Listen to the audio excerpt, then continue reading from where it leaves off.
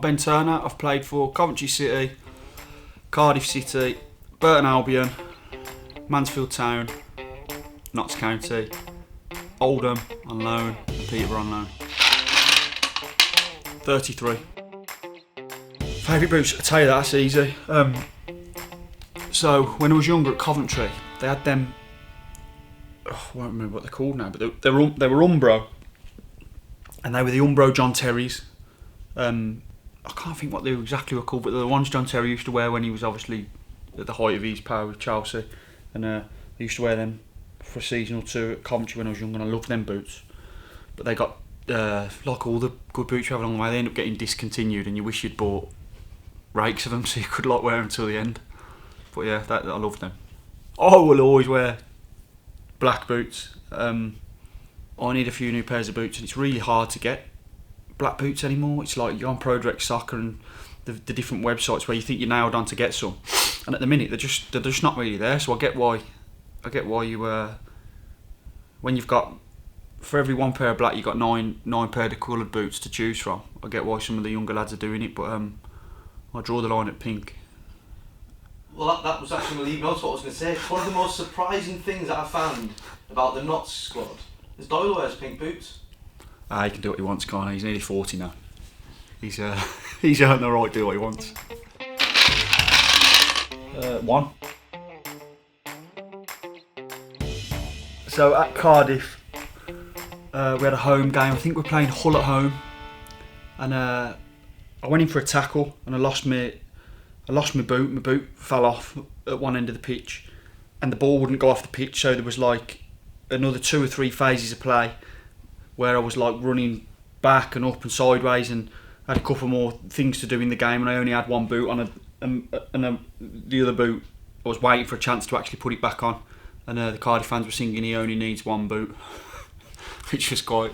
I remember that. Yeah, that was quite a funny moment. Number 5. So the one that probably springs to mind, when I was at Burton in the Championship, and we were obviously one of the favourites to get relegated. We had a great journey back from Barnsley away. We drew to stay up with a couple of games to spare, and the gaffer got some beers on the bus, and it was a proper sort of probably the happiest team bus I've been on in terms of like it was like mission accomplished. We put a lot of work in, and we managed to retain our place in the Championship. It wouldn't happen on a regular game, but as soon as we were retained our status, it was massive for such a small club for that league. That when we achieved well, Nigel Clough used to really look after us when we achieved well, and he made sure we were rewarded on the way home. 28. The worst training session to deal with was getting back to Cardiff. We played on the Tuesday night against Villa at home. We drew 0-0, and I played really well, like one of the best games I'd ever played. And then before we went out to train on the Friday for the Saturday game, on the Saturday we had Hull at home. It was a big sort of relegation dogfight game, and got called in by the manager at the time, and he'd been told that because the owner had signed some new players that he had to change the defence, because the owner had told him he had to change the defence. So we'd kept a clean sheet, and 3 of the back 4 were told we weren't playing in the next game against Hull, and there was some head spinning that day, and I remember that training session was like one of the hardest ones for me to sort of keep my professionalism and just get on with it, because I really did feel probably the most, I felt wronged that I wasn't getting selected, and that it was coming from above the manager, as did the other lads. So that was that became a bit shambolic that day. Did. The worst thing was, I would probably say that the Villa game on the Tuesday night was probably as good as I've ever played in my whole entire life, and I got dropped for playing as good as I've ever played, which was just really hard to get my head around. And in that training session, I was struggling.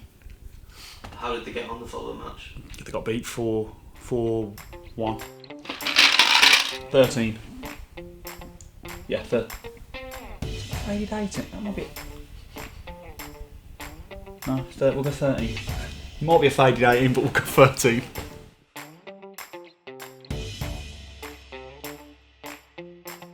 Dublin. I've had a good few Christmas do's in Dublin.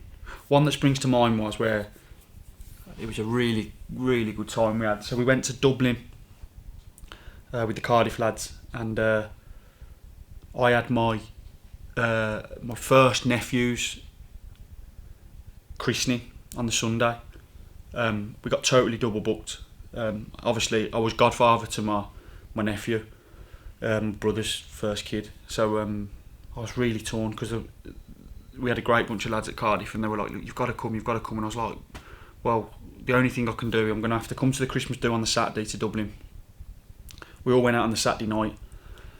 I got the 6 o'clock in the morning flight back to Birmingham to be godfather for my nephew on the Sunday morning, and then I got the 1 o'clock flight back to Dublin on the Sunday afternoon to finish the Christmas do off with the lads, and it was fancy dress. So I turned back up on the Sunday afternoon dressed as John Rambo, and I walked into the pub in Dublin, and I wasn't John Rambo for long because I got absolutely. It was like a pile on me for turning back up. I'm sure it was affectionate, but my costume was all broke. I was flipping bruised all over. It was just carnage, you know. You get a load of lads together and you work together and you're doing well, and you get a couple of days off, and it's just a great time, and like you got to really cherish those memories because, like for example, I remember on that Christmas do spending quite a lot of time with Peter Whittingham as well, and you never know at the time, but then like you look back now of what happened. Like Pete lost his life just falling down the stairs just innocuously last year, and you just think you don't realise at the time, but you got to make the most of all them little opportunities where you get to be involved with a team, and the social side of that. You really have to make the most of it because look how the world is now, and look at like I say with that, it's you have to make the most of them times, and we really did.